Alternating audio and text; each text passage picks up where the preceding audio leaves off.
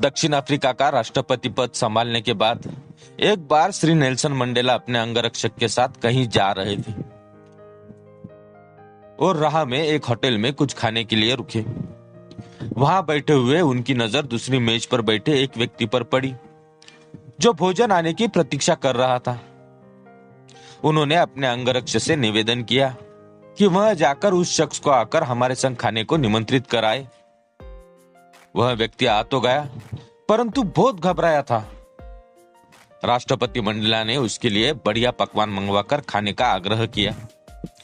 सबने देखा कि खाते हुए उस व्यक्ति के हाथ बुरी तरह कांप रहे थे और वह चुपचाप नजरें झुकाई खाना खा रहा था।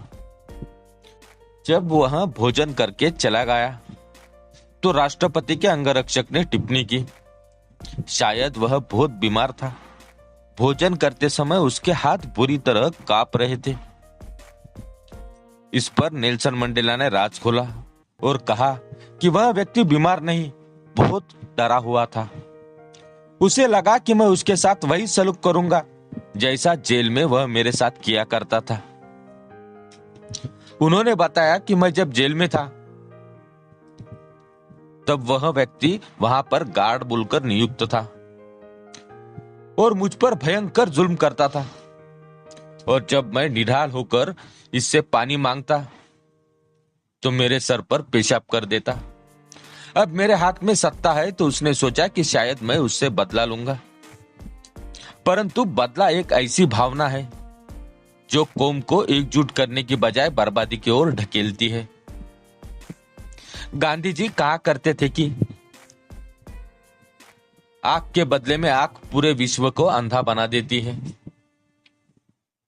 मंडेला ने अपनी बात समाप्त करते हुए जो शब्द कहे वह मन में रखने वाले हैं।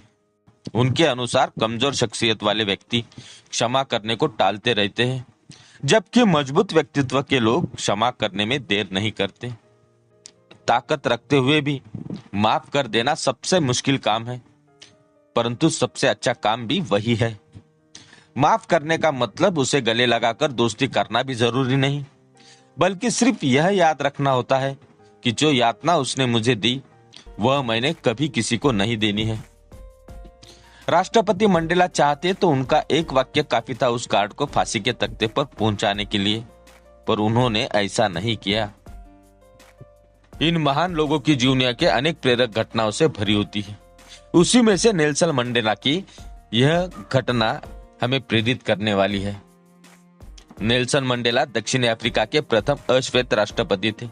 उन्होंने रंगभेद नीति के विरुद्ध एक लंबी लड़ाई लड़ी है, जिसके कारण न केवल उन्हें 27 वर्ष का लंबा समय जेल में गुजारना पड़ा, वहां उन्हें कोयले के खदानों में भी काम करना पड़ा था।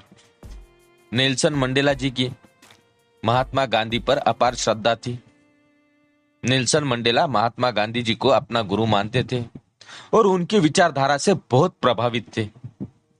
किसी को माफ करने की इससे बड़ी मिसाल आपको आसानी से अन्यत्र और कहीं नहीं मिल सकती। सच कहा गया है कि अहिंसा कमजोर लोगों का नहीं, ताकतवरों का हथियार होता है।